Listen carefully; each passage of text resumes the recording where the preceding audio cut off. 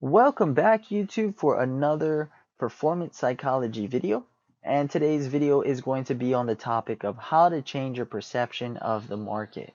Now before we get into this video, I'm going to go ahead and give you guys a quote by Victor Sperandio. Hopefully I didn't butcher that last name, but the quote goes, "The key to trading success is emotional discipline.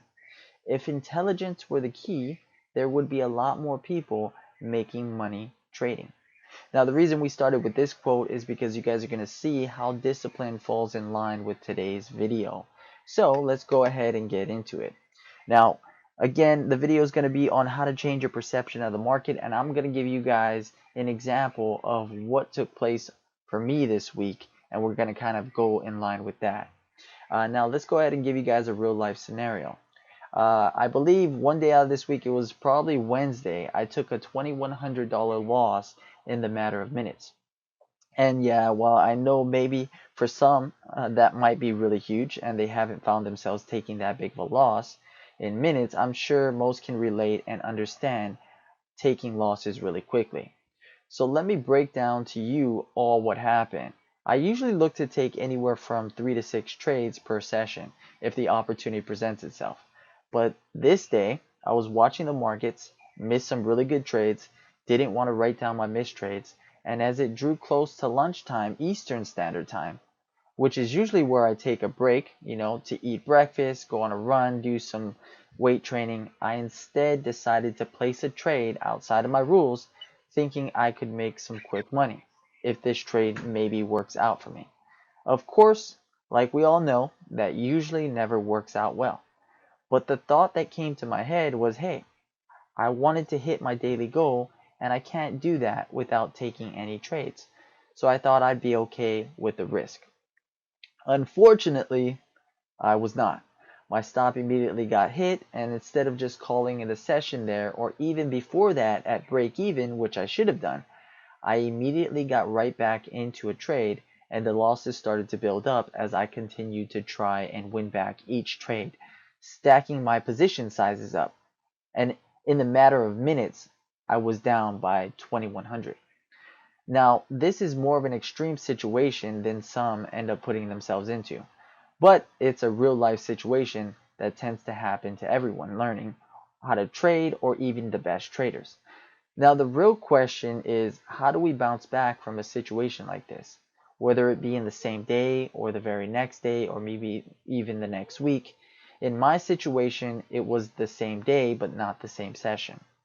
Now, after finally losing that much money, I realized what I was doing wrong and stepped back from the computer. I forced myself to take my hand off the mouse and sit with my losses as I reviewed each painful trade and read out loud my criteria and rules over and over again, recognizing every single trade I placed was nowhere near any of my criteria. Now, outside of reassessing my bad trades and habits, I took some time to really think about what really got me into the mindset of wanting to impulsively trade like that, which led to a string of losing revenge trades.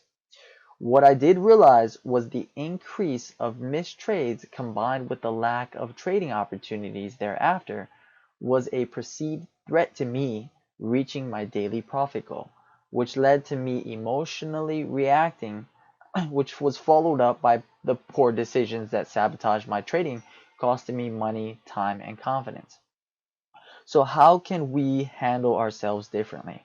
How do we stop these perceived threats from sabotaging our trading day? And how did I bounce back from such a difficult situation?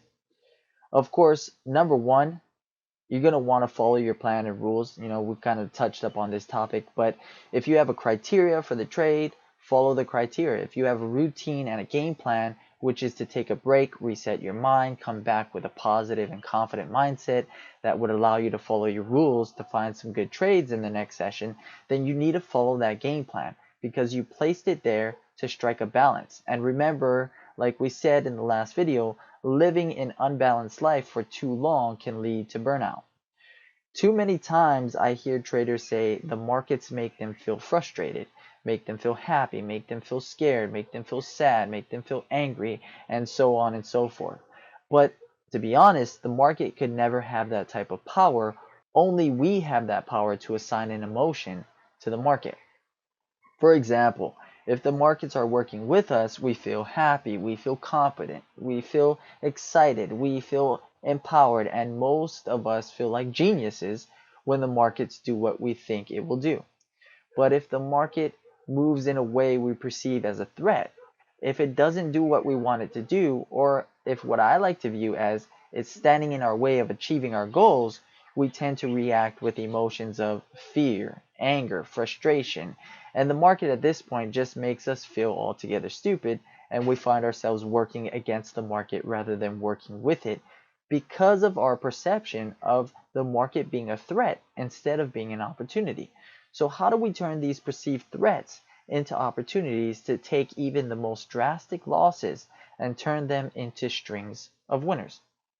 Now here's a few steps I used to help me accomplish this goal in the same day, to fight back from a $2,100 loss and to make it a green day positive about $106, right? Step number one, I identified the threat. First thing you need to do is identify specific situations when you perceive the market as a threat. Now, example of this would be the market isn't giving you any good breakout setups today, and maybe if that's your only strategy, it threatens your ability to get your daily goal. Or maybe you're in a winning trade and the trade comes back against you, threatening to take away all your unrealized gains. Or even maybe you take back-to-back losses and that threatens your account. Yes, I understand that these are painful situations that create emotional distress, but if we don't learn to identify these situations, we will never be able to turn them into an opportunity. Now, you need to identify when you are feeling like the market is threatening you. I know this won't be very easy, but it will be well worth it in the long run.